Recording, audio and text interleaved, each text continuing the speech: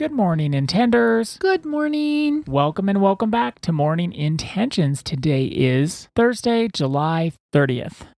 Today and tomorrow are our last days of life changes and reprioritizing. But don't fret, the fun begins once again the following Monday for our first episode of August and a brand new theme. Definitely no fretting required. Today, before we get to our reflection tomorrow, this is our last day when we're thinking about this theme and this topic. We could go on and on about this, and maybe we'll revisit it at some point. I want us to think about one important concept as we're making our life changes and reprioritizing, and that is self-trust. Trusting ourselves that we know what we need to do. Trusting ourselves that even when reprioritizing seems like, oh my gosh, it's going to affect a lot of people, or I've never done this before, or like we just talked about a few days ago, this means I have to start over. Remember, you're doing this so that you can show up as the best version of yourself. You're doing this so that you can spend your days and your life doing what you want to do, not in a selfish way. Remember, healing is not a selfish pursuit. When we go inside and we look at what's going on and we see that we need healing and we do the healing, and that healing means that I can't be with the same group of people that I've always been with, maybe. They're incongruent to where I need to be, where I want to be. When we get pushback, like we talked about sabotaging, when we sabotage ourselves, when we allow others peoples to sabotage us, when we have these beliefs that keep us low, keep us insignificant, we can also come from this place inside that says, no, I trust me.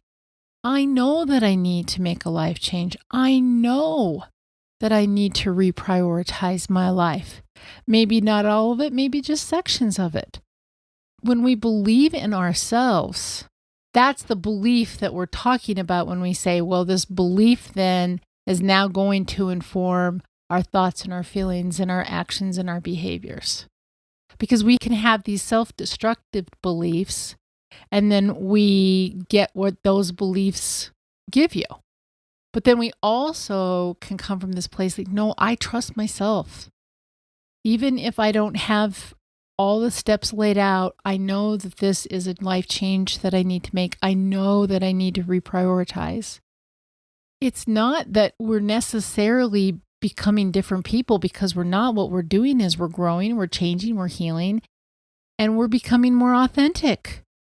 That's what the whole idea behind Morning Intentions is, for us to strip away the unconscious patterns and programs that are no longer serving us, for us to have self-awareness, for us to look at some of the more difficult things, for us to also enjoy looking at some of the ways that we can thrive and grow, and it's wonderful. We were talking about joy yesterday.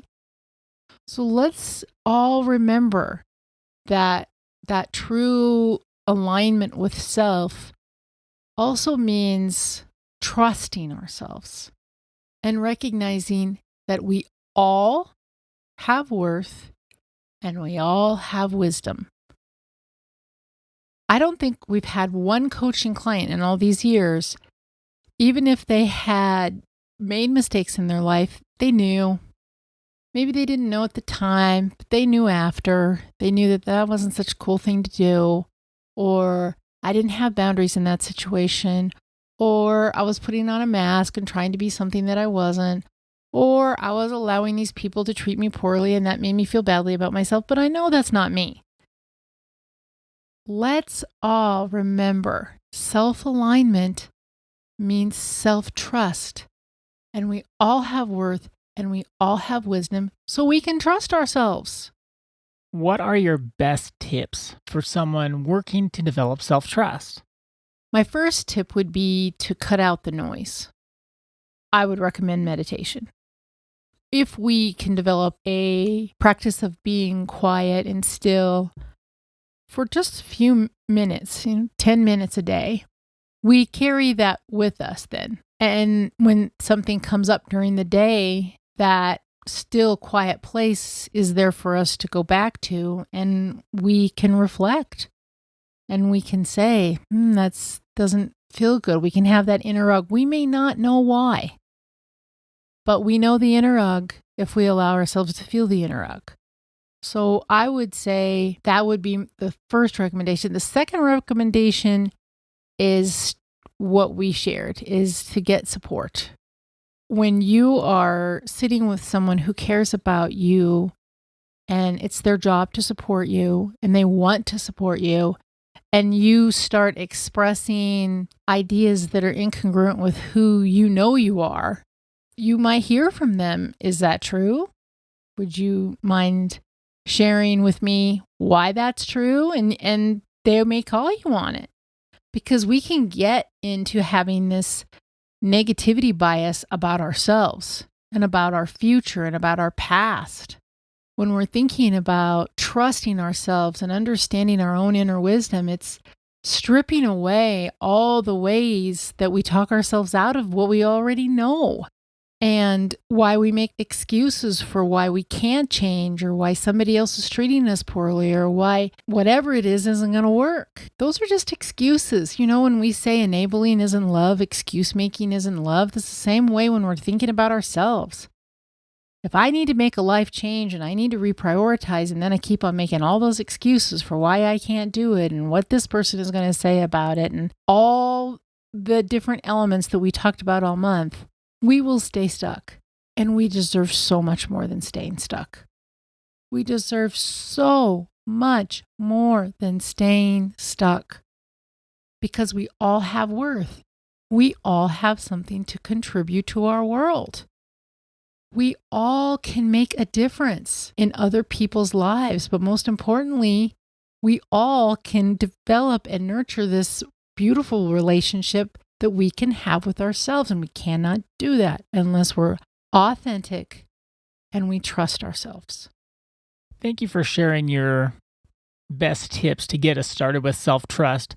I wanted you to share that specifically because you mentioned yesterday that sometimes we were the screw up. We did make big mistakes.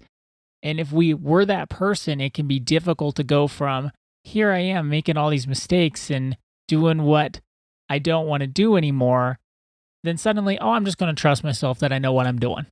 So it's a practice to develop self-trust. And a process. Yes, especially if process. You've gone a long time and you didn't show up as the best version of yourself. But there was something in you that knew.